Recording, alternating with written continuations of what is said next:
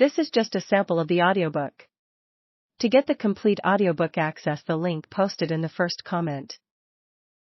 But I would not stay, for after what I had seen at Wounded Knee, I wanted a chance to kill soldiers.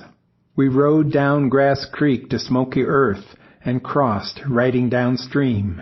Soon from the top of a little hill, we saw wagons and cavalry guarding them. The soldiers were making a corral of their wagons and were getting ready to fight. We got off our horses and went behind some hills to a little knoll, where we crept up to look at the camp.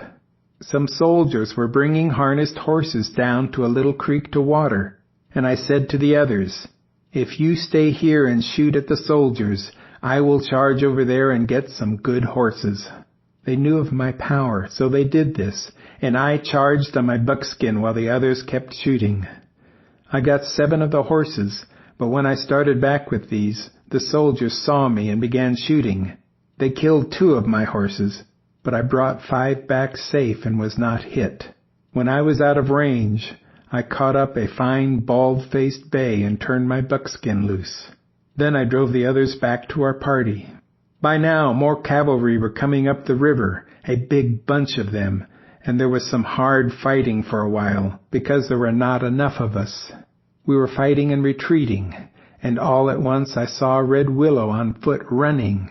He called to me, "Cousin, my horse is killed." So I caught up a soldier's horse that was dragging a rope, and brought it to Red Willow while the soldiers were shooting fast at me. Just then, for a little while, I was a Wanikia myself. In this fight, Long Bear and another man, whose names I have forgotten, were badly wounded, but we saved them and carried them along with us. The soldiers did not follow us far into the Badlands, and when it was night, we rode back with our wounded to the Onagazi. We wanted a much bigger war party so that we could meet the soldiers and get revenge. But this was hard, because the people were not all of the same mind, and they were hungry and cold. We had a meeting there, and we were all ready to go out with more warriors, when Afraid of his horses came over from Pine Ridge to make peace with Red Cloud, who is with us there. Our party wanted to go out and fight anyway, but Red Cloud made a speech to us something like this: "Brothers, this is a very hard winter. The women and children are starving and freezing. If this were summer, I would say keep on fighting to the end. But we cannot do this. We must think of the women and children, and that it is very bad for them.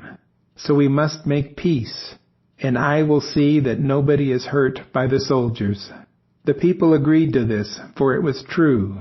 So we broke our camp next day and went down from the Onagazi to Pine Ridge, and many, many Lakotas were already there. Also there were many, many soldiers. They stood in 2 lines with the guns held in front of them as we went through to where we camped. And so it was all over. I did not know then how much was ended.